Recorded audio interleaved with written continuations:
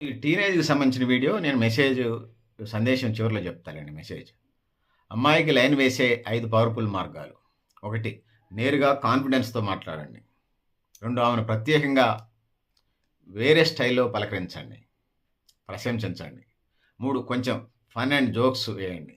4 ఆమె మాటలు అంటే నిజాయితీ, ఆసక్తి చూపెట్టండి. నిజాయితీగా నిజంగా ఆసక్తి చూపించండి.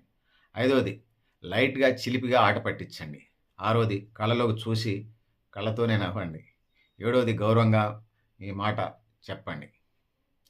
సో, ఇది 7 ట్రిక్స్. నేరుగా కాన్ఫిడెన్స్‌తో మాట్లాడండి అనేది. సో, ఇయాల రేపు కో ఎడ్యుకేషన్ అయిపోయినాయి. సో, ఈ క్రమంలో ఫ్రెండ్‌షిప్‌గా వెళ్ళండి. సో, అతి సర్వత్రా వర్జితే కొన్ని జాగ్రత్తలైతే పాటించాలి.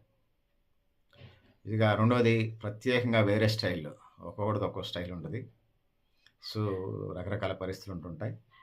అమ్మాయిలకి సంబంధించి ఒంటరి వాళ్ళు అనుకుంటున్నారు. వాళ్ళ కుటుంబ సభ్యులు, బంధుమిత్రులు ఉంటారు. వాళ్ళ వెనక వివిధ సంఘాల పెద్దలు కూడా ఉంటారు. జాగ్రత్త. కొంచెం ఫన్ అండ్ జోక్‌గా ఉండండి. మీతోని ఫ్రెండ్లీగా ఉన్నప్పుడు ఫన్ అండ్ జోక్. మీ మీద మీకు నచ్చకపోతే ఫన్ అండ్ జోక్స్ కూడా సీరియస్ అవుతాయి. చూసుకోండి అది కూడా. ఇక ఆమె మాటలు వింటే నిజంగా ఆసక్తి చూపండి. ఆమె అంటే ఇంట్రెస్ట్‌గా ఉన్నప్పుడు. మీరు నచ్చితే మీరేం మాట్లాడినా ఆమె ఆసక్తి చూపిస్తాయి.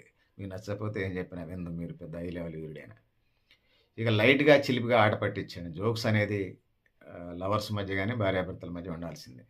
కళ్ళలోకి చూసి కంటితోనో నవ్వు, కళ్ళతోనో నవ్వండి. నవ్వు నేను ఈ మధ్య లేటెస్ట్‌గా కొన్ని వీడియోస్ చూశాను. కొంత స్క్రిప్ట్ కూడా రాశారు. ఏందది? ఆ సందర్భంలో, ఆ సంతోషమైన సన్నివేశంలో ఆవిడ కింది పంటితో నవ్వింది. నవ్వితే పై పళ్ళే కనిపిస్తాయి గదా! ఎలా నవ్వుతారు? నవ్వితే ఇట్లే గదా! సో, ఆ సందర్భంలో ఆవిడ సంతోషంతోని కింది పంటితో నవ్వింది. అంటే కవిత్వం కోసం పనికొస్తది. ఆడు ఫన్నీగా రాశాడు కవి. సో, నవ్వటం అనేది ఒక కళ. అన్ని చోట్ల నవ్వితే వీడికి స్క్రూ లూజ్ అనుకుంటారు. సమయం, సందర్భం చూసుకొని నవ్వండి. నవ్వటం ఆరోగ్యానికి మంచిదేలే గానీ, అది ఎదుటోడిని గాయపరచకుండా చూసుకునే ప్రయత్నం చేయండి. గౌరవంగా మీ మాట చెప్పండి. పద్ధతిగా వెళ్ళండి అవతలోళ్ళు విన్నా వినకపోయినా. సో, ఇది పెద్దలారా, మిత్రులారా. మీరు కూడా మీ అభిప్రాయాలను కామెంట్ బాక్స్‌లో అయినా తెలియజేస్తూ, నేను గరిడేపల్లి సత్యనారాయణ, న్యూ లక్ష్య ఆర్గనైజేషన్. సో, 100కి 99% భారతదేశంలో పెళ్ళిళ్ళు కులం లోపలే పెళ్ళిళ్ళు జరుగుతున్నాయి.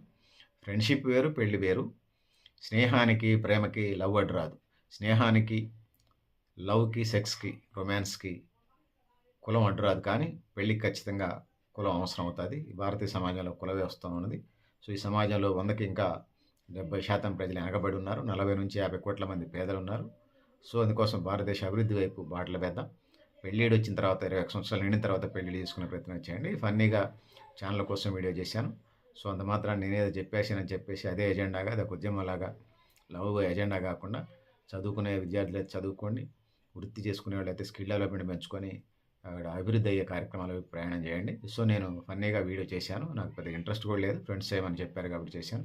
సో, పెద్దలారా, మిత్రులారా, మీరు కూడా మీ అభిప్రాయాన్ని కామెంట్ బాక్స్‌లో అయినా తెలియజేస్తూ, నేను గరిడేపల్లి సత్యనారాయణ, న్యూ లక్ష్య ఆర్గనైజేషన్.